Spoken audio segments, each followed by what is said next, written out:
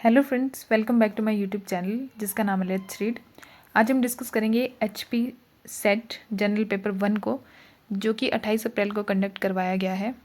आज जो हम ये आंसर की डिस्कस करेंगे, इसमें हम 50 क्वेश्चंस को डिस्कस करेंगे। और जो ये आंसर की है, ये ऑफिशियल आंसर की नहीं है।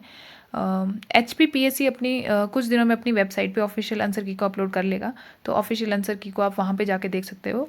अगर आपको किसी भी क्वेश्चन में डाउट होता है उसके आंसर के रिगार्डिंग, तो आप कमेंट सेक्शन में कमेंट करके बता सकते हैं। तो चलिए शुरू करते हैं 50 क्वेश्चन को। फर्स्ट क्वेश्चन है हमारे पास, just as melting ice cubes don't cause glass of water to overflow, melting sea ice don't increase the oceanic volume, what kind of argument is it? First option है हमारे पास analogical, second option है hypothetical, third option है psychological, या fourth option है statistical. तो इसका जो हमारे पास राइट आंसर हो जाएगा वो हो जाएगा ऑप्शन नंबर ए, एनालॉजिकल।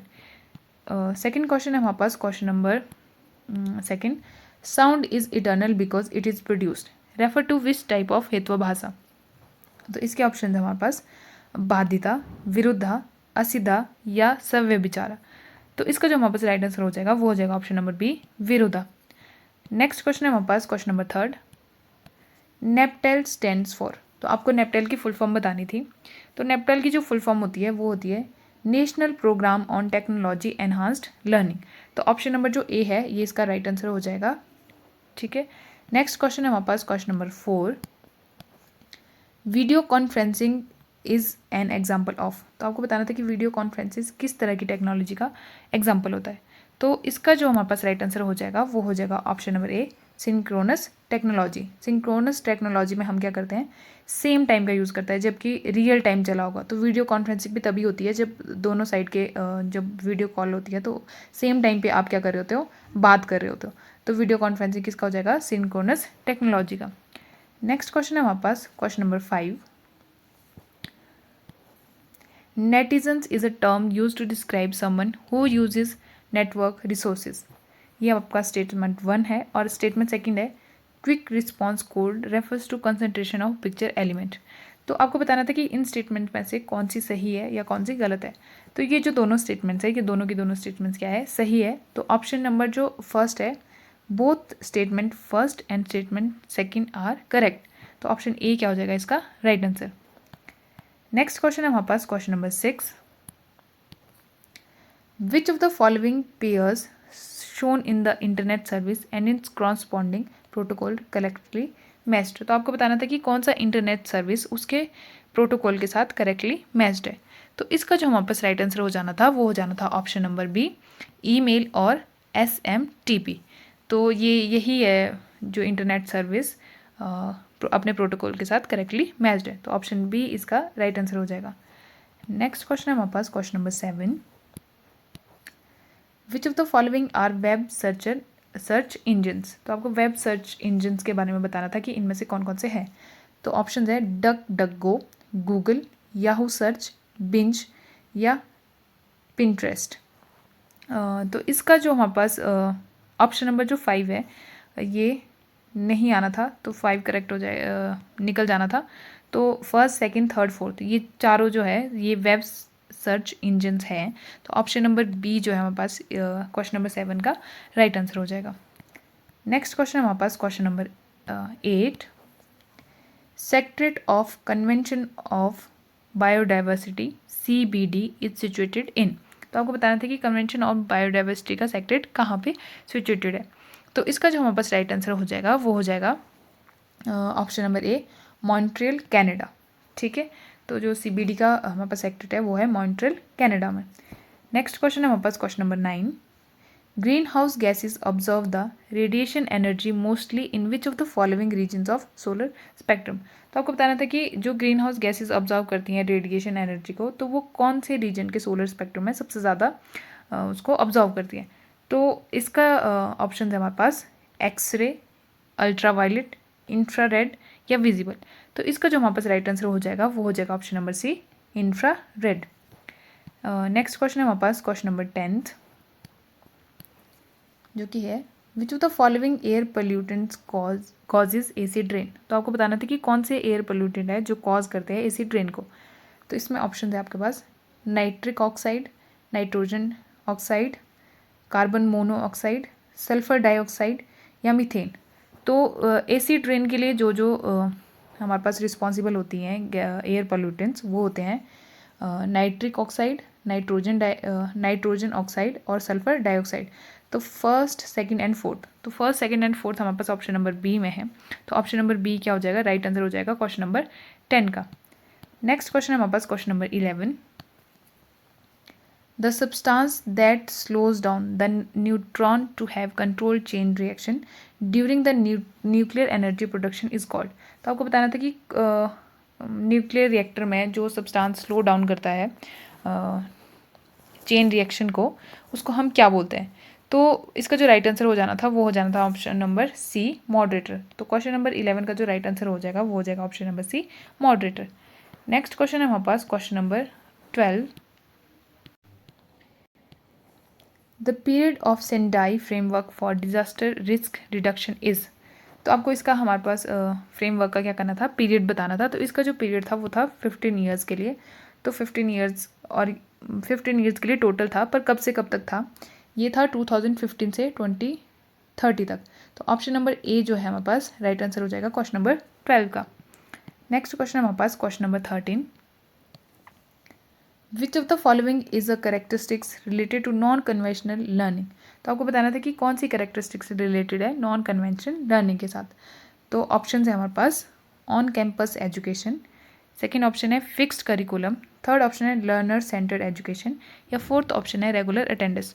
तो इसका जो हमारे पास राइट आंसर हो जाएगा वो हो जाएगा option number C, learner centred education. Next question है हमारे पास question number 14।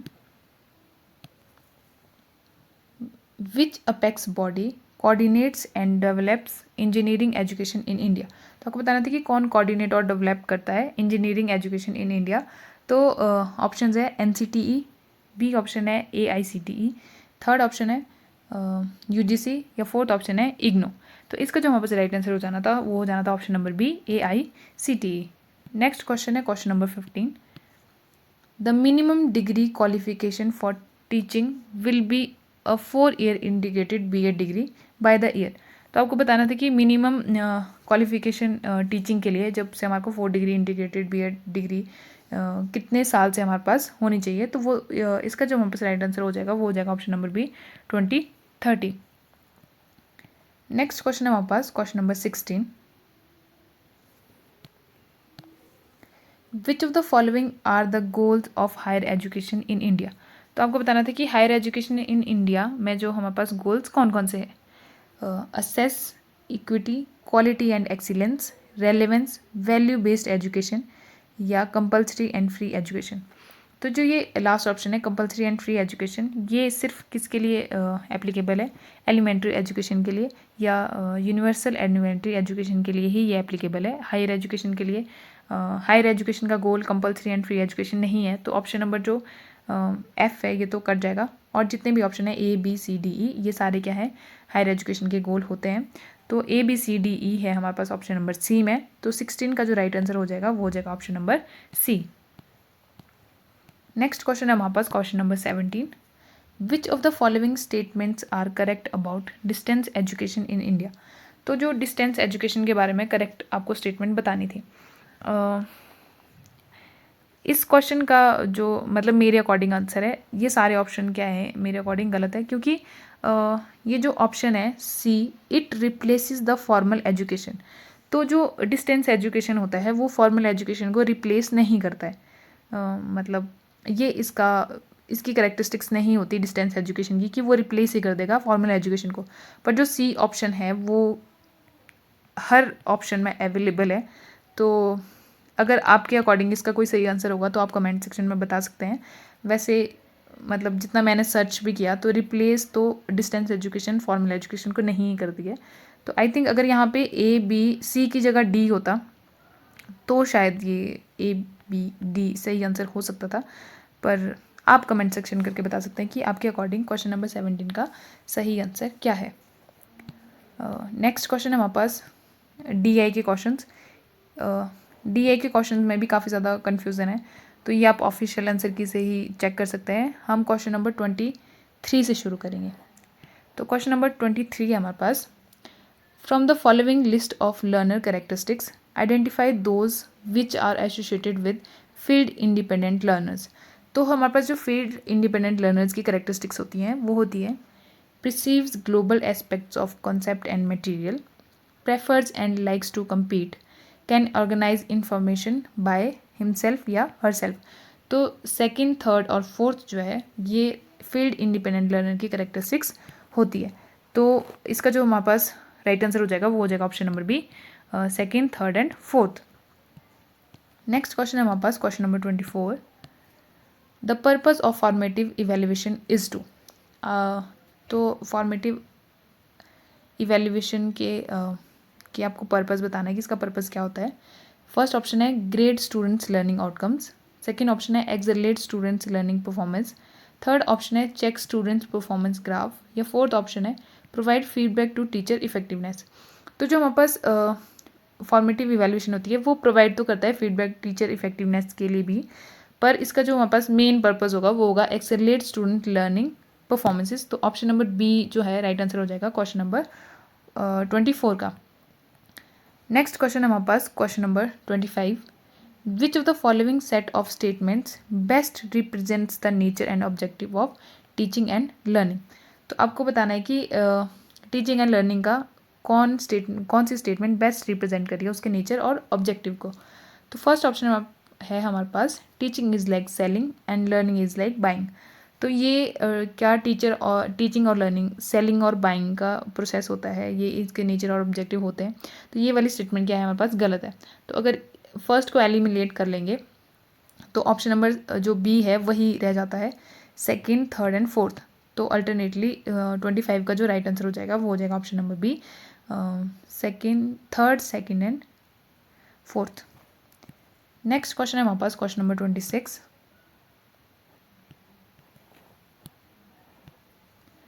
Which of the following is devoted to telecasting high quality educational programs over TV। तो आपको बताना था कि कौन सा डिवोटेड है जिसमें कि आपको एजुकेशनल प्रोग्राम दिखाए जाएंगे टीवी में। ऑप्शन है स्वयं, या बी ऑप्शन है स्वयं प्रभा, सी ऑप्शन है मूक्स, या डी ऑप्शन है मूडल। तो इसका जो राइट आंसर हो जाना था वो हो जाना था ऑप्शन नंबर बी, स्वयं प्रभा। नेक्स्ट क्वेश्चन है question number 27। Which of the following factors least effects learning. तो आपको बताना था कि कौन सा फैक्टर लर्निंग को सबसे कम इफेक्ट करेगा। फर्स्ट ऑप्शन है इंस्ट्रक्शन मटेरियल, सेकंड ऑप्शन है prior experience of learners, third option है socio economic status of family, या डी ऑप्शन है इमोशनल हेल्थ ऑफ लर्नर। तो जो इंस्ट्रक्शन मटेरियल है, प्रायर एक्सपीरियंस ऑफ लर्नर है, या इमोशनल हेल्थ ऑफ लर्नर है, ये क्या होते हैं, इंपॉर्टेंट होते हैं लर्निंग के लिए। तो जो इफेक्ट लीस्ट करेगा वो करेगा option number C, socio economic status of family. तो ऑप्शन नंबर सी जो है वो राइट आंसर हो जाएगा क्वेश्चन नंबर 27 का। नेक्स्ट क्वेश्चन है हमारे पास question number 28। The issue of research ethics may be considered at which stage of the research. तो आपको बताना था कि रिसर्च एथिक्स को हम सबसे ज़्यादा प्रायोरिटी कौन सी स्टेज पे देंगे। तो इसका जो हमारे पास राइट आंसर हो जाएगा वो हो जाएगा option number C, at the stage of data collection and interpretation. Option number C right answer हो जाएगा क्वेश्चन नंबर 28 का। नेक्स्ट क्वेश्चन है हमारे पास question number 29। Which of the following is not a characteristics of experimental research. तो आपको experimental research की जो करेक्टरिस्टिक्स नहीं है वो बतानी थी। ए ऑप्शन है ऑब्जर्वेशन, बी ऑप्शन है कंट्रोल, सी ऑप्शन है मैनिपुलेशन, या डी ऑप्शन है कंटेंट एनालिसिस। तो जो ऑब्जर्वेशन, मैनिपुलेशन और कंट्रोल है ये करेक्टरिस्टिक्स होती हैं एक्सपेरिमेंटल रिसर्च की, और जो नहीं होती है वो होती है option number D, content analysis. Next question हमारे पास question number 30। Which sequence of activities best presents the cyclic nature of action research methodology. तो आपको साइक्लिक जो हमारे पास साइक्लिक नेचर है एक्शन रिसर्च का वो बताना था आपको कि उसका सीक्वेंस कैसे होता है।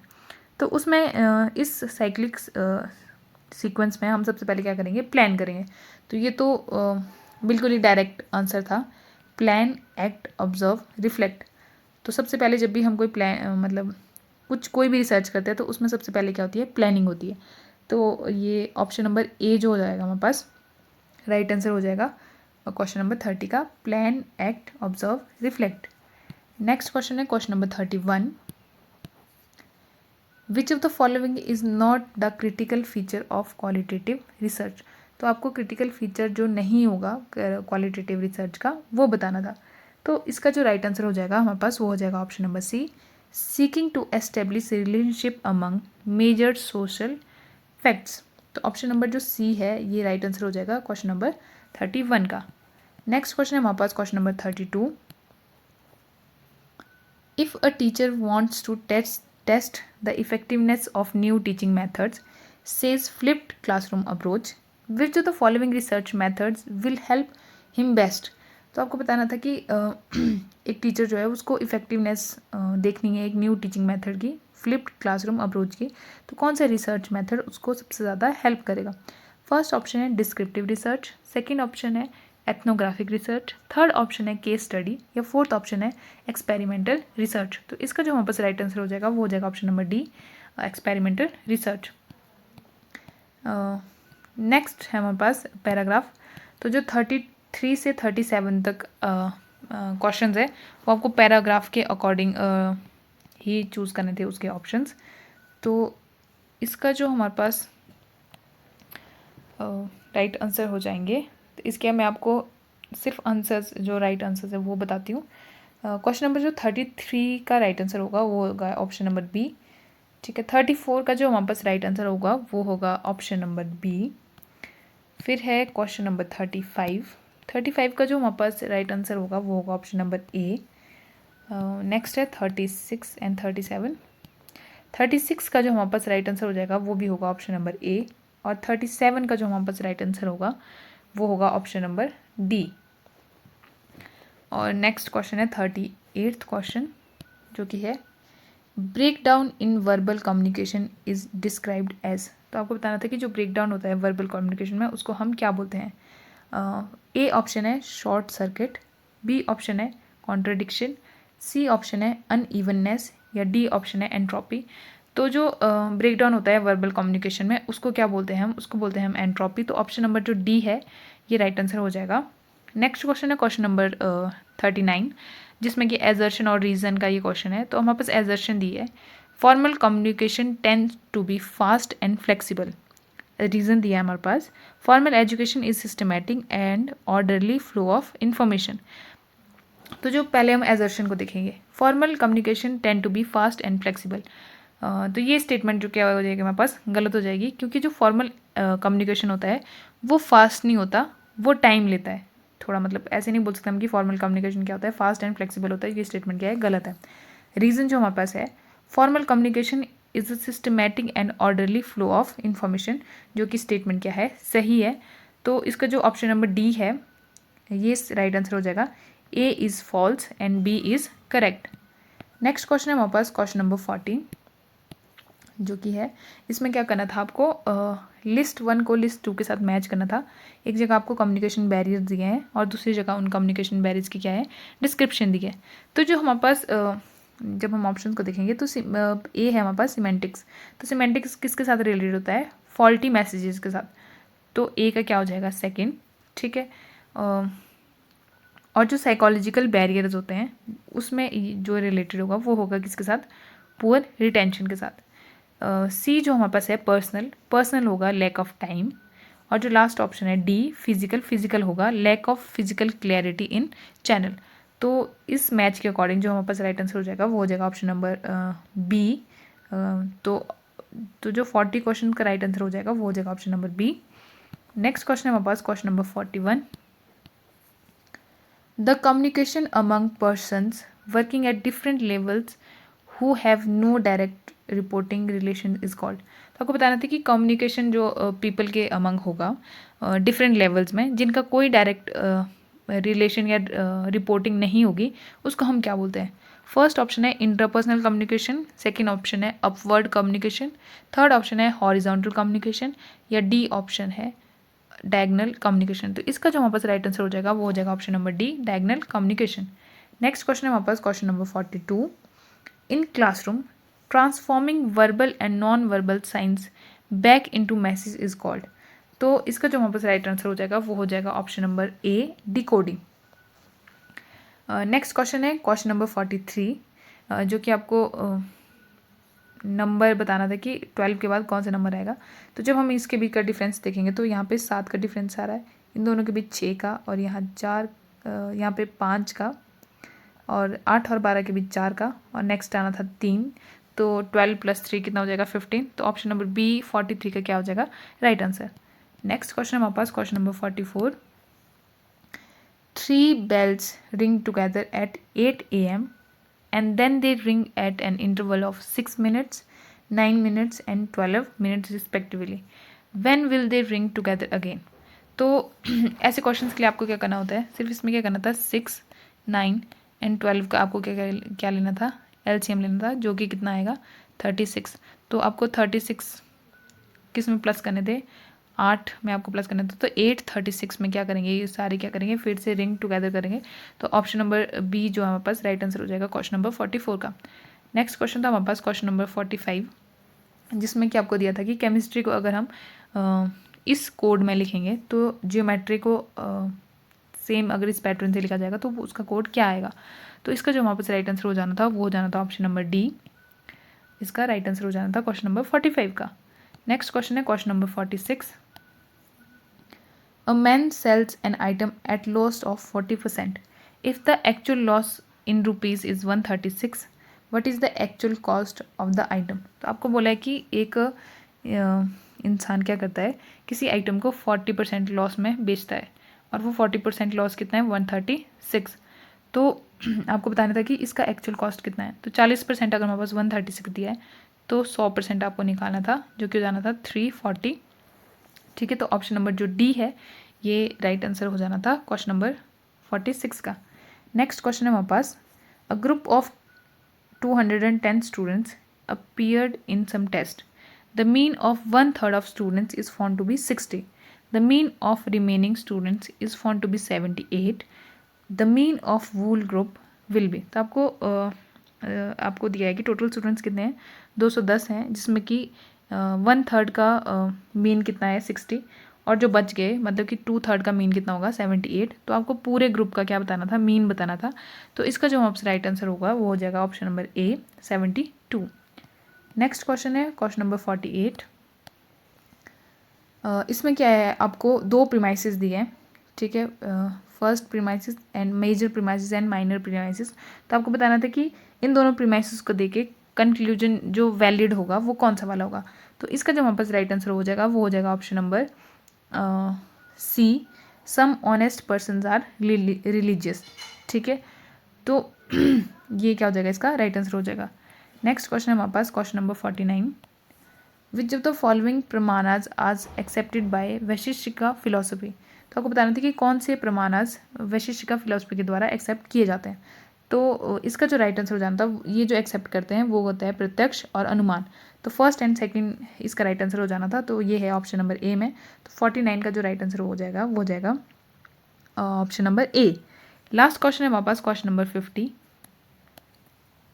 The deductive argument is invalid if. तो आपको बताना था कि एक डिडक्टिव आर्ग्यूमेंट जो इनवैलिड होता है वो इनवैलिड कब होता है। तो जो डिडक्टिव आर्ग्यूमेंट इनवैलिड होता है वो तब होता है if its premises are all true but the conclusion is false. तो अगर डिडक्टिव आर्ग्यूमेंट्स की प्रीमाइसेस क्या होगी, सारी सही होंगी और उसका कंक्लूजन फॉल्स होगा, तो वो आर्ग्यूमेंट कैसा होगा, इनवैलिड होगा। तो ऑप्शन नंबर डी क्या हो जाएगा, इसका राइट आंसर हो जाएगा क्वेश्चन नंबर 50 का। तो ये थे हमारे पास HP सेट के 50 क्वेश्चंस। DI को आप लोग ऑफिशियल आंसर की से ही चेक कर सकते हैं, और इन क्वेश्चंस में भी अगर आपको किसी क्वेश्चन में डाउट है तो आप कमेंट सेक्शन में कमेंट करके बता सकते हो, और आप ये भी बता सकते हो कि आपके 50 में से कितने क्वेश्चंस जो है सही हुए हैं। और आप हमारे चैनल को लाइक, शेयर और सब्सक्राइब कर सकते हो। Thank you so much for watching.